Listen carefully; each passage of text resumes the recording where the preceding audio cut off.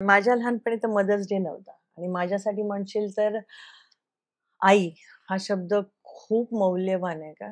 कारण का मी माझ्या आईला पाहिलंच नाही. माझा जन्म झाला आणि 2 3 महिन्यामध्ये माझी आई वारली. त्याच्यामुळे मी माझ्या आईला पाहिलंच नाही.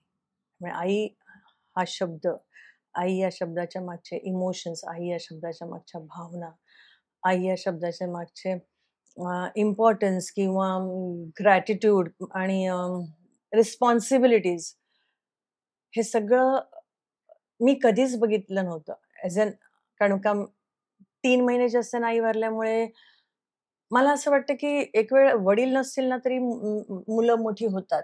त्यांना तेवढा त्रास नाही होत. पण आई नसली तर एखाद्या बाळाचे किती हाल होतात आणि कसं ते जगतं आणि कसं ते वाढतं.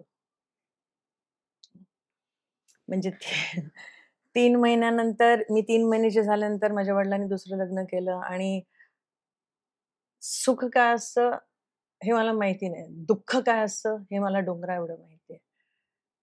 अन्न काय असतं, भूक काय असते हेच बघितलंय मी.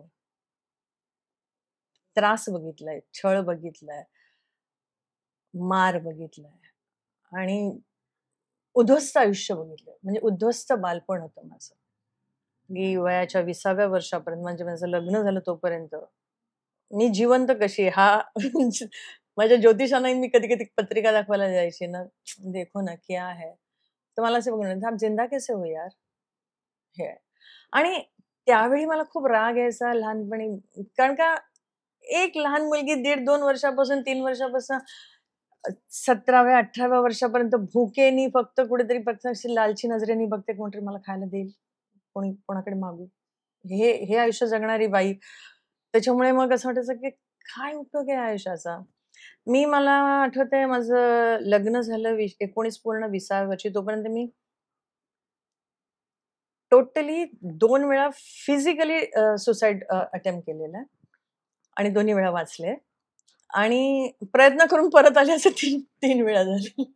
त्याच्यामुळे या 5 टाइम्स माझे महाराज ऐकतायत सगळे. आणि ती या सगळ्यातनं बाहेर आले. त्याच्यामुळे मला असं वाटतं, की एक दैवी शक्ती आहे, एक आहे आणि आता मला जेव्हा मी असं मी स्पिरिच्युअलिटी आणि ह्या सगळ्या गोष्टींमध्ये आहे. मी खूप अध्यात्म या विषयाचा अभ्यास करते. आता कळते प्रारब्ध आणि कर्म आणि आयुष्य कसं जोडलेलं असतं.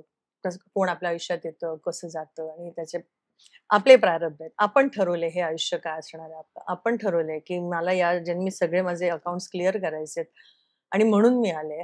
तर आता मला त्या गोष्टी त्रास देत नाही. पण आठवणी राहतात ना, आठवणी राहतात.